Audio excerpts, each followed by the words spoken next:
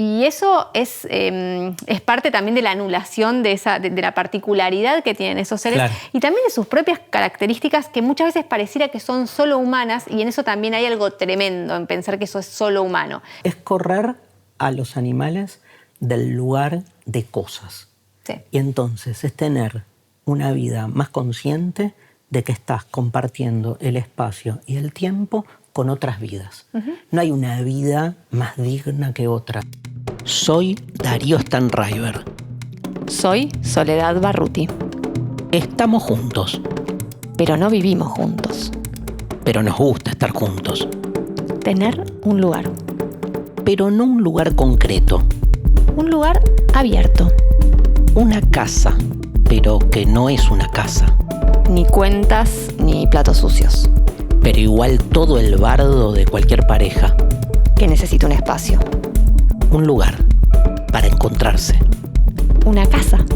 La casa que no tenemos. Un podcast lleno de preguntas. Hoy, ¿le regalarías tu sillón a tu perro? Cuando me separé, me mudé. Y obvio, ¿no? Sí. Porque, no, puede ser que te quedado también. Viste, hay gente que se queda. Que se queda, se separa, pero se queda. Y me agarró como una especie de obsesión con un sillón. Ajá. Compré un sillón nuevo. Vos me acompañaste a comprar, ¿te acordás? Sí. El sillón nuevo. Pero me agarró una obsesión, no sé por qué, porque no hay un motivo. Pero los volví locos a mis hijos de que nada, no lo ensuciaran, pero tampoco comieran, no transpiraran encima. Me agarró una cosa que no soy así yo con la limpieza en general de las cosas, ¿viste? No sé, como que lo quería cuidar a ultranza. Y estuve años y se volvió medio como un chiste en mi casa, tipo papá con el sillón, no sé qué. El día que llegó Mina, que fue un día increíble, un 1 de agosto del 2022, ¿no? Sí, 2022. Y la perra que adoptamos en casa, cuando entró, nada, como que se quedó así en la puerta, no se quería mover, estaba asustadísima. Lucía, que la trajo, estaba del otro lado de la puerta, no sabía qué hacer, se fue. Y le costó mucho a Mina entrar a la casa porque, nada, algo intuía, ¿no? Lo que se venía, lo que se le venía.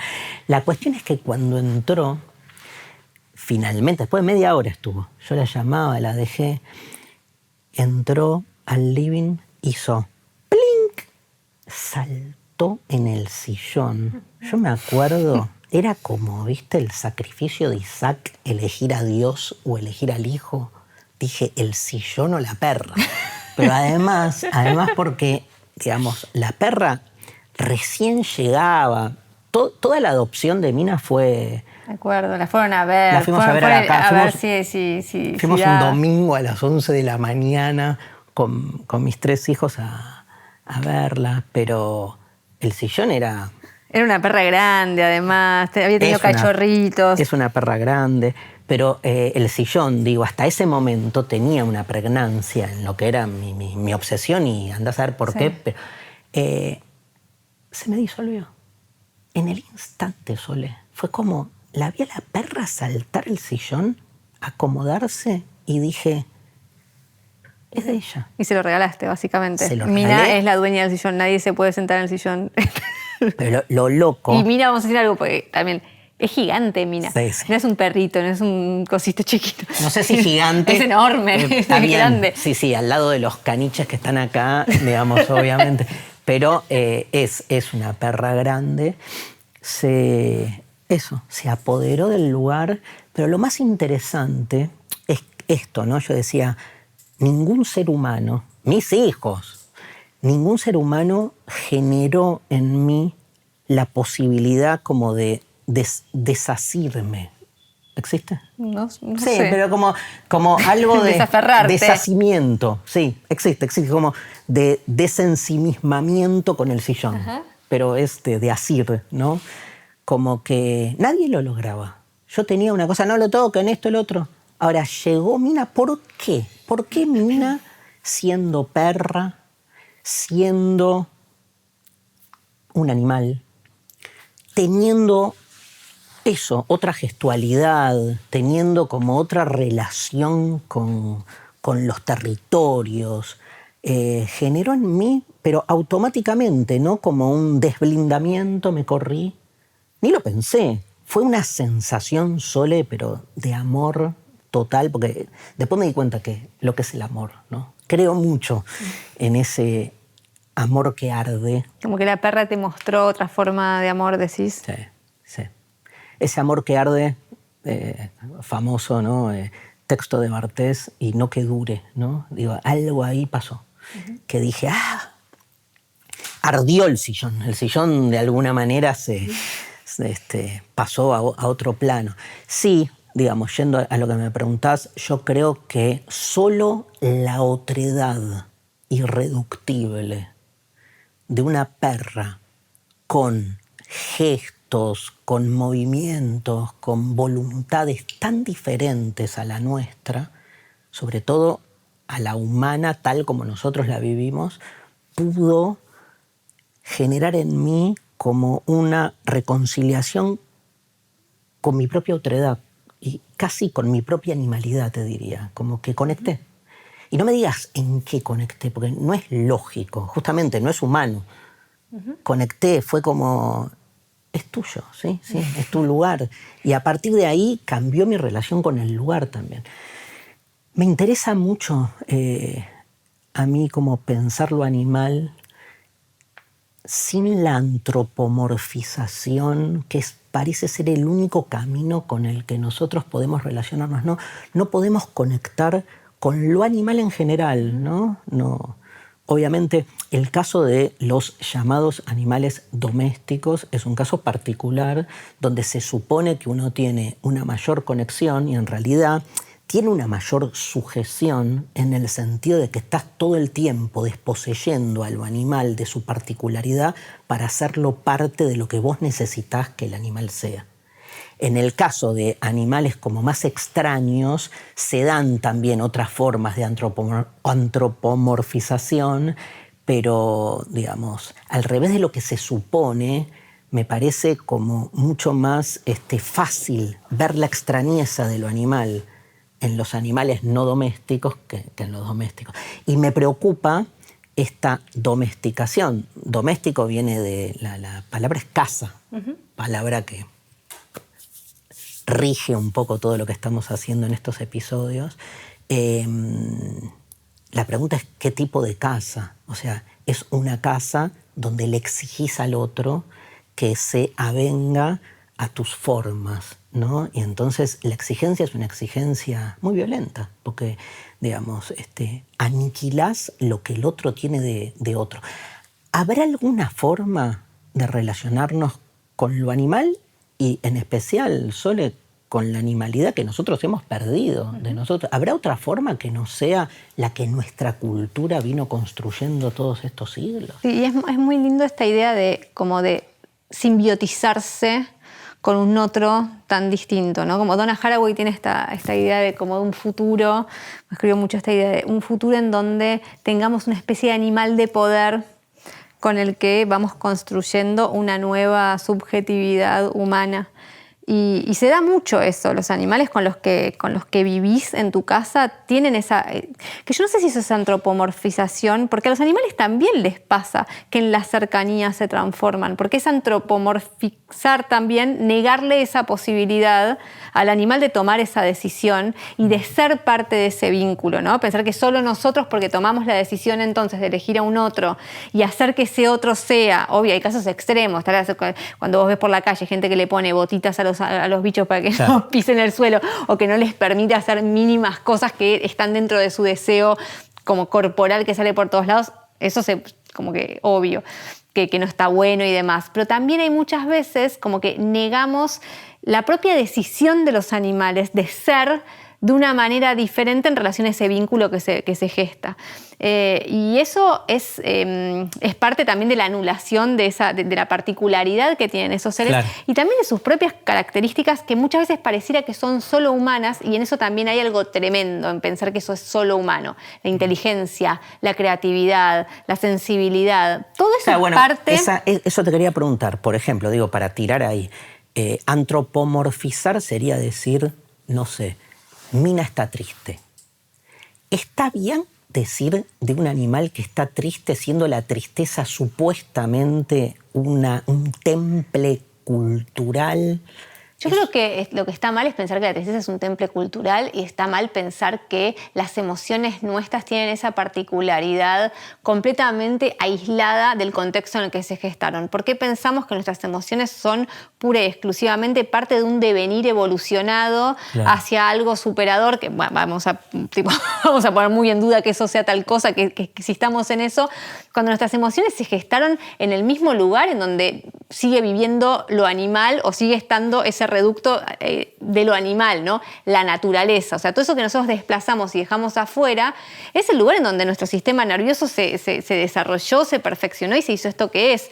Entonces, ¿por qué pensamos que lo humano puede tener esas características y por qué despojamos a lo animal de eso? Los animales están tristes, los animales extrañan, los animales les pasa a todos. O sea, hay un montón de registros súper interesantes, ¿no? A mí me gusta mucho que se hizo mucho con los perros, estos ejercicios de pensar, estos ejercicios, estos experimentos o demás, de pensar a nuestra mente podemos pensarlo como un montón de cualidades que registramos como algo exclusivamente humano y que parece que habitan adentro nuestro y sobre todo adentro de nuestra cabeza, ¿no?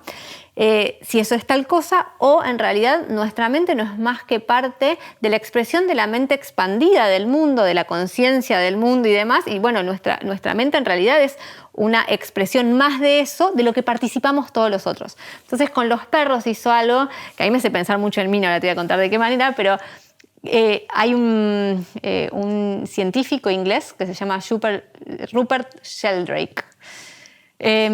Hizo un montón de estos experimentos con perros en donde quería comprobar la telepatía, ¿no? Oh. Entonces, puso... Está esta teoría, que tenemos muchas personas que tuvimos perros, yo tuve casi toda mi vida perros, de que, por ejemplo, los perros saben cuando la persona con la que viven, la persona con la que tienen más afinidad, la persona con la que crean esa simbiosis, está por llegar. Entonces, pero no es que está por llegar porque tiene ese horario de llegada. No es que es tipo, bueno, yo sé que siempre llega a las 3 de la tarde, que sería como lo obvio. Sino que están en una especie de conexión que no puede ser siquiera como identificada a una distancia determinada, en donde esa telepatía les hace saber exactamente cuándo eso acontece. Entonces pusieron distintas cámaras en casas de personas que ni siquiera ellas mismas iban a saber a qué hora llegaban. Se las llevaron a 100 kilómetros de distancia y en un momento... Amo esos experimentos. Espectacular, muy de los años 80, como que ya no sé por qué nos hacen más, porque son lo mejor que nos pasaba. Dejaban a las personas en sus casas, a los perros en las casas, cámaras, y a las personas se las llevaban 100 kilómetros. Y en un momento, después de pasaban varias horas, decían, ahora volvemos. Y en el momento en el que decían a la persona, ahora volvemos, los perros en casa hacían como increíble, despiertos, como atentos, y algo estaba pasando. Y cuando la persona estaba llegando, los perros iban a la puerta. Pero no los hacían llegar ni en sus autos, o sea, buscaban otros autos de otras personas, o sea, como que no había nada, autos cerrados, o sea, no había nada que configurara lo que uno piensa como sistema receptivo fácil de un perro, no sé, el buen olfato, la buena escucha. No había nada de eso, sino que lo que había era ese vínculo y ese vínculo en correspondencia. Entonces, yo creo que cuando pensamos en la antropomorfización, me encanta que hayamos usado una palabra que ninguno de los dos puede pronunciar de corrido, ¿viste? Cuando usamos la es temprano, por eso. No tenemos un horario no animal.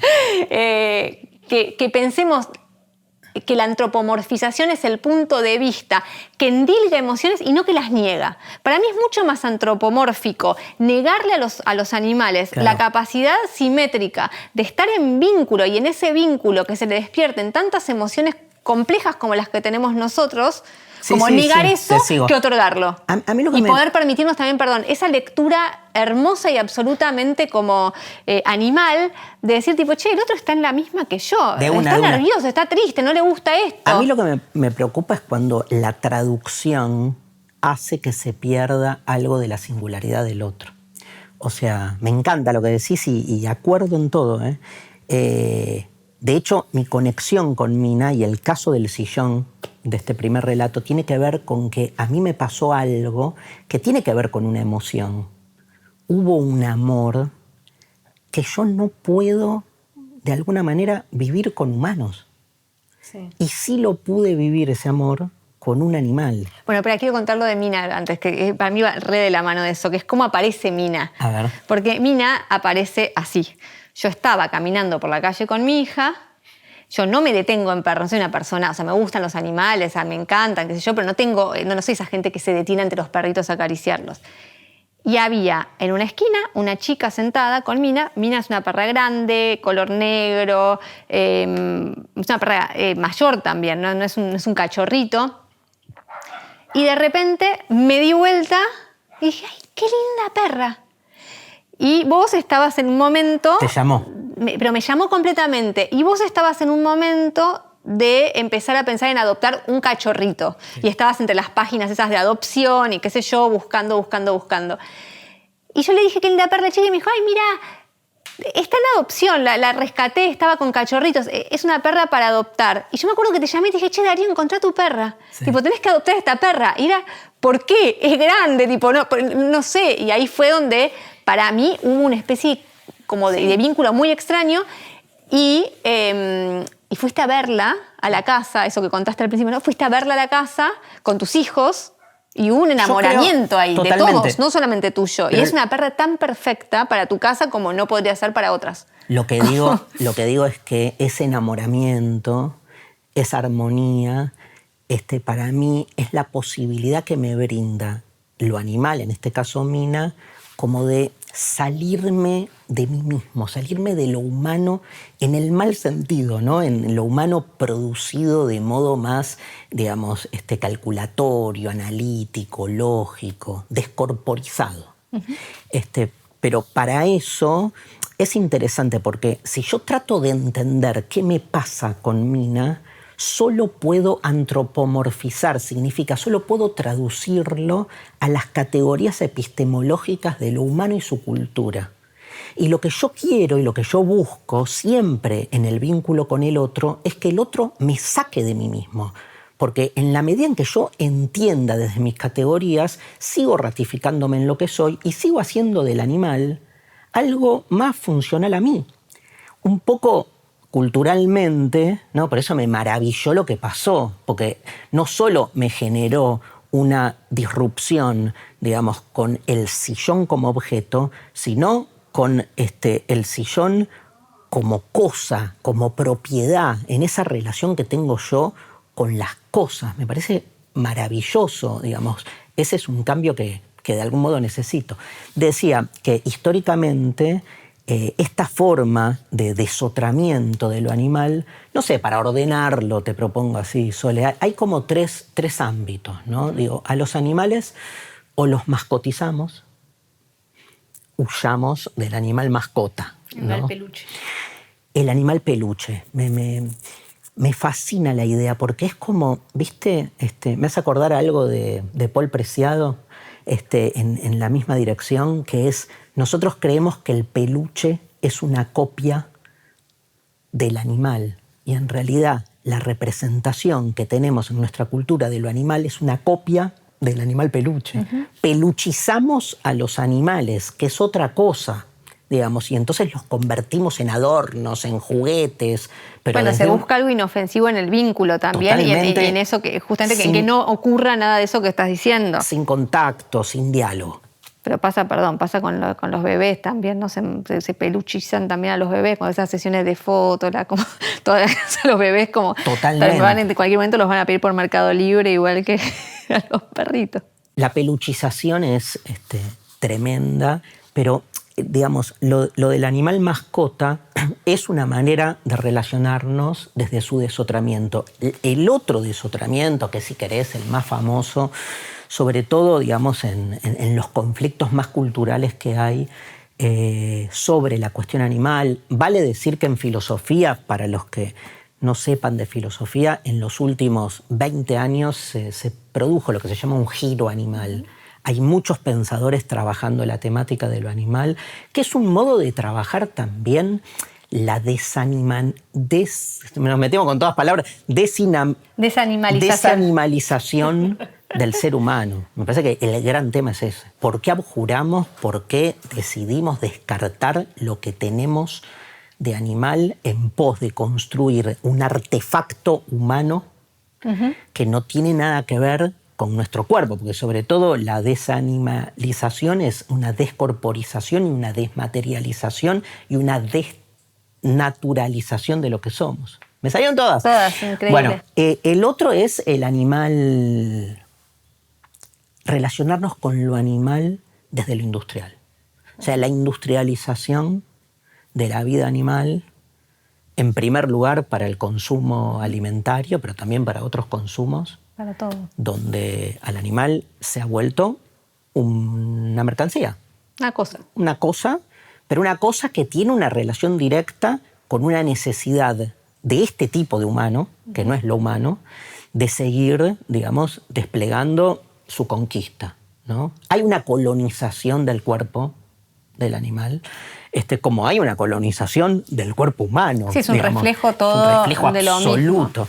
Y la tercera, te diría, yo sé que es un tema que vos trabajás, que es más conflictiva, pero que es esta idea de, en nuestra imposibilidad de conectar con la autoridad del animal, construimos su imagen como un salvajismo peligroso. O sea, civilización, salvajismo. Y entonces el animal salvaje es el animal peligroso, tipo no te metas, no sé, en la selva, que los animales te comen. O sea, esta idea del animal como un peligro, digamos, que está siempre al acecho. Me parece que esas tres lógicas son lógicas que no nos permiten conectarnos con algo que lo animal nos puede proveer de diferencia. Digamos que la pregunta sería esa, ¿no? Que dos cosas quiero decir. ¿Qué nos pueden enseñar desde un lugar a otro, saliendo siempre de esa matriz que es, y el último efecto de la antropomorfización es la pregunta, che, ¿los animales piensan? Derrida, que tiene una relación increíble con su gato. De hecho, le dedica un libro de sus últimos libros a toda una escena que tiene con el gato. Derrida, retomando una famosa idea de Bentham, dice, por ahí hay que cambiar la pregunta, no si los animales piensan, sino los animales sufren. Sí, yo creo que igual son esas como... Para mí hay preguntas que aunque las respondamos, ¿no? Aunque estén respondidas, porque cada vez más hubo en Cambridge hace 10 años todo un consejo en el que se juntaron psicólogos, filósofos, donde dan por obvio y por completamente fundada la conciencia de los animales. O sea, los animales tienen conciencia de sí mismos, no hay duda de que podemos estar con los animales en igualdad completamente simétrica, tanto en el sufrimiento como en el pensamiento, tal vez no calculatorio, pero hay que pensar también, ¿no? Como del pensamiento calculatorio en el que estamos tan enredados y justamente tan deshumanizados. Sí. Tan desanimalizados también, ¿no? Cuánto de la deshumanización que tenemos es también nuestra desanimalización. Como que todo eso así como problema de base de nuestra sociedad, me parece que todo se retroalimenta, como que hay una retroalimentación entre lo animal que perdimos, lo animal que podemos ganar si nos reencontramos con eso y si permitimos que eso se abra en su absoluto misterio. Amo. Y también como todo como todo lo que podríamos llegar también a resolver en nosotros mismos, en nuestra propia sociedad, si pudiésemos reparar con los animales, algo que inevitablemente también lo estamos haciendo nosotros mismos todo el tiempo, ¿no? Si dejáramos de sojuzgar a los animales, a todos los animales, a tantos animales. Yo investigué y me adentré, por ejemplo, en granjas industriales de todo, ¿no? De las que sacan huevo, la que sacan leche, la que sacan carne, y en todas, o sea, lo que encontrás una y otra vez es lo mismo. Los animales son considerados engranajes de una máquina, son una parte más de un dispositivo que tiene que funcionar, y todo lo animal se suprime, se ocluye, se corta, se va. Bueno, cuando liberas eso, la liberación animal es la liberación humana, ¿no? Es como esa gran frase que se repite una y otra vez y que se resignifica. Entonces, eso, como qué podemos aprender cuando dejamos que lo animal entre, y qué podemos también liberar en nosotros cuando liberamos esos animales de ese yugo en el que los estamos metiendo una y otra vez. ¿Vos cómo lo ves en el cotidiano, ¿no? Digo, se dan como dos cosas, ¿no? Y te pregunto, digo, para saber qué pensás. Como, obviamente esto incide en un vínculo concreto. Digo, acá vos convivís con Gea y Nietzsche, ¿no? Dos caniches. Dos caniches que adopté a un amigo que tuvo dos perritos, y así como que no sabía qué hacer. Y es la primera vez que tengo perros pequeños, que sé de dónde vienen. Siempre que vinieron animales a mi casa, fueron animales, siempre vinieron animales como Mina, y siempre tuve como ese tipo de adopciones. Y esta es la primera vez que tengo una adopción diferente, sí. Y que tengo un vínculo elegido, porque también siempre los animales entraron a mi casa, como que siempre tuve esa cosa así de que, bueno, apareció y lo adopté. Mi pregunta sería, ¿cómo trabajás vos la desmascotización? Este es el episodio de los problemas del trabalenguas. De la adicción. Claro, ¿cómo se convive con Nietzsche y con Gea en una, digamos, decisión de desmascotizar? Sí, yo no sé si tengo una decisión de desmascotizar. O sea, me gusta mucho en portugués, se llaman animales de estimación, ¿no? Como mucho más lindo.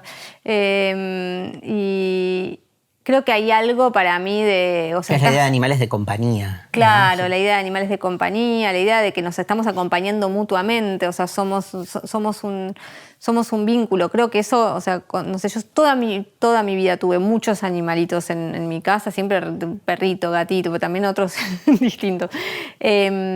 Mucho de ir a rescatar cualquier cosa. Cada tanto tengo pajaritos en tránsito, que se caen y que aparecen y me parece que a mí lo que más me interesa de esas irrupciones y de esa convivencia es lo incalculable, lo que no sabes qué es lo que te viene con eso. Yo no tengo una decisión ni ensayística ni de ningún tipo de convivencia. No hay un manual, de convivencia con los otros.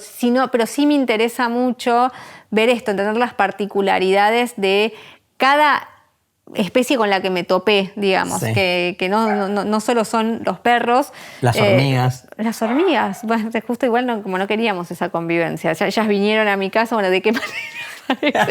El límite a la hormiga. No, pero las arañas, te puedo decir, las hormigas es como de lo más difícil, pero las arañas que entran a la casa están... Y es como, de repente, es poder pensar y darle un lugar. Como, bueno, me molesta que esté esa araña en el rincón, ¿por qué? Tipo, está ahí, está haciendo algo. ¿Qué está haciendo esa araña? Abrirte esas preguntas. Creo que con los animales de compañía puede pasar lo mismo. Es abrirte las preguntas de qué es lo que te están trayendo que no sabes qué es. Para mí es correrlos, me encanta, es por acá. Es correr a los animales del lugar de cosas. Sí. Y entonces es tener una vida más consciente de que estás compartiendo el espacio y el tiempo con otras vidas. Uh-huh. No hay una vida más digna que otra, digamos. Que no significa que en la vida no haya confrontación, no haya muerte, no haya un montón de cosas que también se dan. Pero me parece que es eso, un poco, si uno piensa en otro mundo posible, uh-huh, y en otra vida posible, es realmente una vida, digamos, donde el principal obstáculo es cómo todo lo hemos ido perdiendo en su cosificación absoluta, ¿no? Porque la cosificación lo que hace es una desconexión que empieza siendo con el otro, pero termina siendo con uno mismo. Parece que esa diferencia, y esto que decís que es lo incalculable, o sea, de repente eso, porque lo sé, de repente en tu casa irrumpió un hormiguero y no vas con el manual a ver qué pasa, ¿no? Porque además no es lo mismo que aparezca un hormiguero, no sé, en verano que en invierno, cómo te agarra a vos, porque por ahí te agarra en momentos distintos, pero me parece hermoso digamos, tener ese vínculo. ¿Sabés que hay mucha presencia de lo animal en los mitos? Hay mucha presencia también en aquellos relatos que nos fueron como constituyendo, ¿no? En la Biblia esta cosificación está muy presente porque, digamos, en la creación, cuando se crean los animales, Dios le da a Adán la soberanía de disponer del nombre de cada uno, que es casi como, digamos, disponer de los animales para su necesidad. Siempre el animal, increíblemente, se convirtió en la relación con lo humano en un medio. Con lo humano en nuestra cultura. Con lo humano en nuestra cultura. Y me parece que ahí está la posibilidad. Al revés, no se trata, no sé, yo siempre lo pienso así, no sé qué pensás vos, no se trata como de cambiar, se trata de las dos cosas, pero digo, no pasa tanto por cambiar nuestro vínculo con lo animal, sino, en todo caso, que en ese cambio de vínculo con lo animal uno se reencuentre con su animalidad. Sí. Y me parece que reencontrarse con su animalidad transformaría nuestra forma de sentir, nuestras experiencias corporales. Digo, si algo hemos perdido los humanos en nuestra sociedad, es nuestro cuerpo. Y a diferencia de este esquema, ¿viste?, bíblico, bueno, está Nietzsche. Nietzsche tiene, digamos, sobre todo el Zaratustra. Perdón, pero la Biblia dice también sojuzgar a los peces, sojuzgar, como esa no es solamente la idea mandatoria de ponerle nombre y de adueñarse desde ese lugar, sino además la idea de agarrar a esos otros y hacer con eso el mundo humano, ese mandato que existe por todos lados en nuestra cultura, con la que hay que Vos sabés que cuando... Voy a contar una infidencia bíblica. Vos sabés que cuando... Infidencia bíblica. Chisme que no... Cuando está igual en el texto bíblico, o sea que no cuento. Cuando aparece la famosa escena de no es bueno que el hombre esté solo, y lo duermen a Adán y le sacan su costilla y todo eso, en el medio hay toda una situación que se cuenta poco, que es, no es bueno que el hombre esté solo, y lo que dice el Génesis es que Dios le trae a Adán a las distintas especies animales para ver si Adán encontraba alguna de esas especies como una pareja. Como una compañía para él. Pero se da cuenta que con ninguna puede encastrar, ¿no? Para decirlo eufemísticamente. Y por eso, con quien del único modo puede terminar siendo pareja es con parte de su propio cuerpo. Pero es muy interesante porque de alguna manera se muestra ahí la gran alteridad que tiene también lo animal. O sea, es demasiado otro lo animal, y eso es lo que a mí más me encanta de digamos, la cuestión animal. Lo que más me interesa es lo que tiene de otredad. Eso en Nietzsche está muy presente. A mí me gusta nunca puedo empezar con Nietzsche, bueno, ya va. No, yendo a otras culturas, las culturas como amerindias, por ejemplo, porque si me parecía que cuando hablamos de lo humano es como prácticamente nuestra humanidad. Este tipo de humano. Por eso, pero hay otras culturas con otras relaciones con lo humano y otros textos y otras narraciones y otras ideas, como donde, por ejemplo, en las culturas amerindias, los animales antes fueron personas humanas.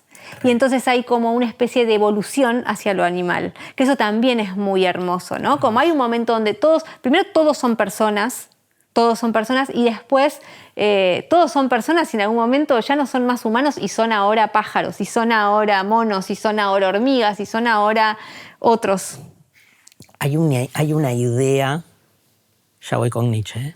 Hay una idea futurista, sí, donde en el mundo post-apocalíptico todos volvemos a ser animales. También. O sea, la idea de que cuando uno piensa el futuro mejor, es un futuro donde en realidad nos reconciliamos con eso, porque nos reconciliamos con algo mucho más despojado de toda esa decadencia que se fue forjando a lo largo de la historia. Nietzsche. Dos cosas. La primera, bueno, la famosa escena del caballo en Turín. O sea, hermoso y triste. Hermoso y triste. El momento en el que Nietzsche se lo conoce, ¿no?, como el acontecimiento del pasaje a la locura en Nietzsche, es en Turín, viendo a un jinete azotando un caballo. Un carrero, ¿no? De un carro, y él va, lo abraza, al caballo. Llora al caballo, llora, le pegan latigazos a él en el medio, porque no lo suelta.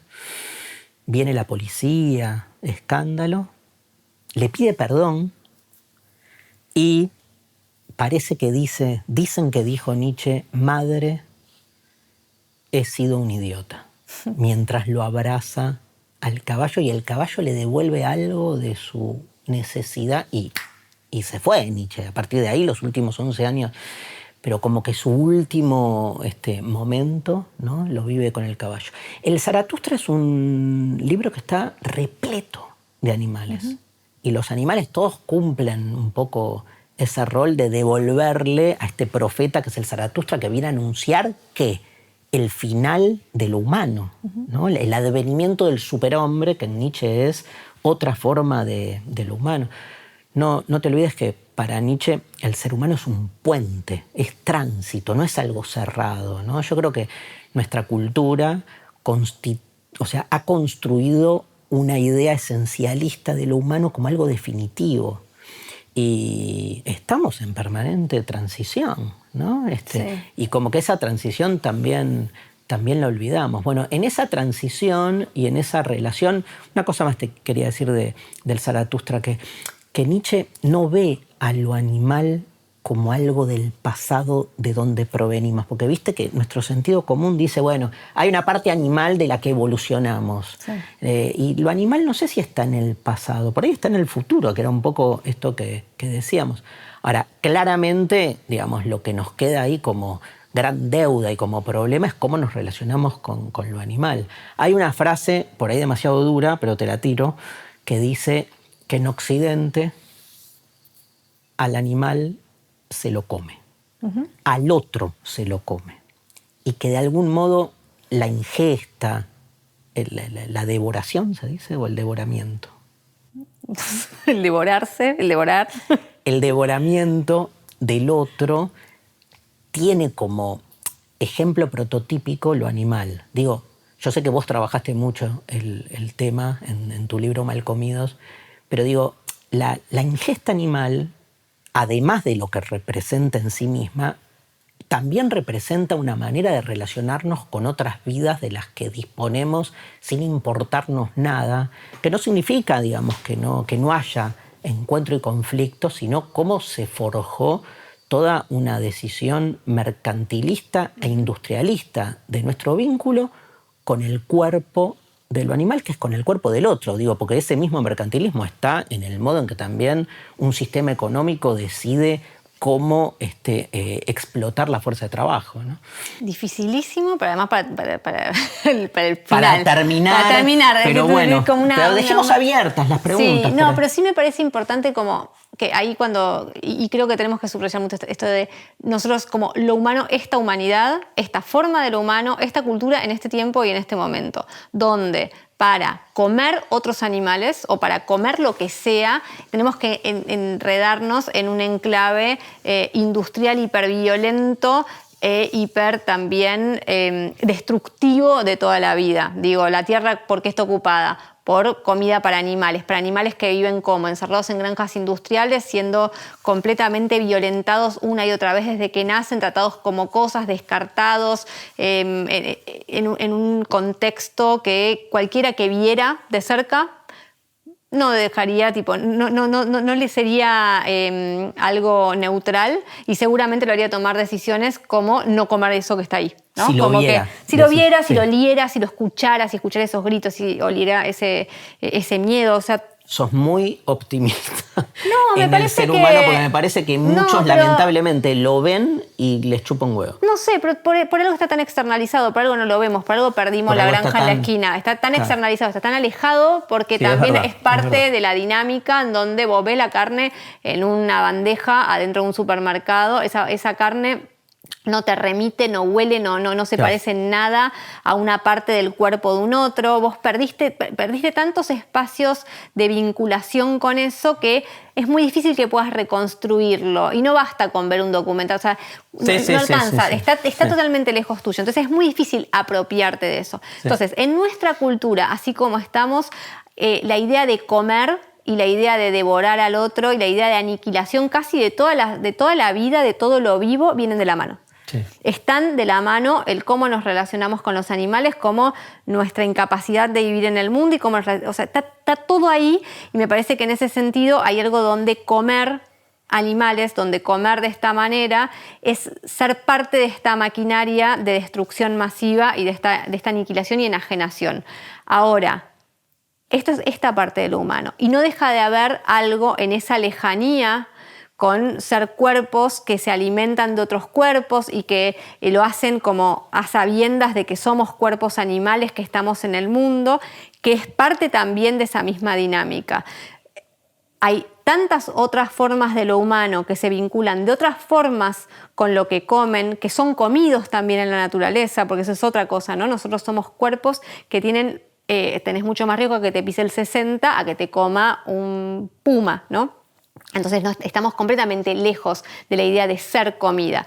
Pero ese ciclo interrumpido en donde vos comés y ese comer no es algo problemático, no es algo doloroso, no es algo violento, no es algo terrible, es parte para mí del problema, no es un punto de llegada. Yo no creo que no comer animales sea un punto de llegada. Creo que es parte del problema en el que estamos metidos, y creo que es una decisión como sumamente humana, amorosa, empática y animal, decir no quiero ser parte de esto, pero creo que si nos pensamos como desde un lugar más hondo, estamos saliéndonos como si pudiéramos salirnos del ciclo de la vida, de su metamorfosis permanente y de este devenir que es parte de la historia escrita en nuestros cuerpos como verbos y no como algo contundente. Entonces, si nuestros cuerpos son verbos en constante movimiento y transformación, parte de esa constante transformación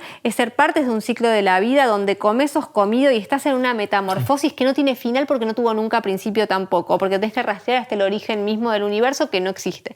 Entonces, todo eso que está ahí en juego y que se pone una y otra vez como en disputa cuando nos pensamos, o sea, obviamente tiene decisiones a hacer tomadas en la vida que vivís hoy, pero también me parece que es como muy importante atender que si lo que queremos es recuperar nuestra humanidad y reacercarnos al mundo y reacercarnos a la Tierra, podemos encontrar muchas otras maneras de lo humano que no terminan en este horror y que comen animales, cazan animales, se conectan con los animales, crían animales y los comen, y en todo eso hay otras dinámicas posibles que muchas veces quedan también como anuladas y también pueden ser parte de la liberación del mundo, de nuestra corporalidad y de los vínculos estos que hoy en día están hechos trizas. Me encanta. Un montón. Me encanta.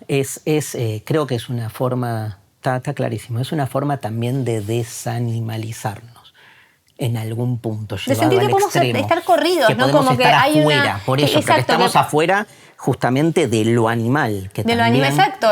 Y también de la última que no vamos a hablar ahora, porque le podríamos dedicar un episodio que tiene que ver con que nosotros vamos a hacer, o sea, hoy en día no te va a comer un puma, pero vas a hacer comida también. Sí. Y eso es hermoso, tu cuerpo que se alimentó de un montón de seres que te están comiendo ya de por sí desde adentro ahora. O sea, vos sos parte de un montón de seres que alimentás. Me baja la presión. Me baja la presión. Pero seres que alimentás. Me desmayo cuando me sacan sangre. Cuando te hablan de sangre, te hablan de grupo y factor. ¿Me hablan de sangre? ¿Qué grupo y factor de sangre sos? Me baja la presión. Es un montón, pero bueno. Demasiada palabra. Te van a comer. Y... Me están comiendo, dijiste. Te están comiendo, claro. Hay algo que vos sos parte de un ecosistema que el día de mañana va a nutrirse, va a seguir nutriéndose de vos cuando desaparezca, no sé qué, el ánima que te mantiene vivo, lo que sea que te mantiene vivo. Cuando eso se desconecte, somos parte de ese ciclo alimentario, y también no pensarnos como eso circular, como esa temporalidad infinita que permite esa metamorfosis comestible de la que todos somos parte, es un gran problema. Esto fue La Casa que no tenemos. Somos Soledad Barruti y Darío Stanraiver. Nos vemos en un próximo episodio. Auspició Grupo Planeta.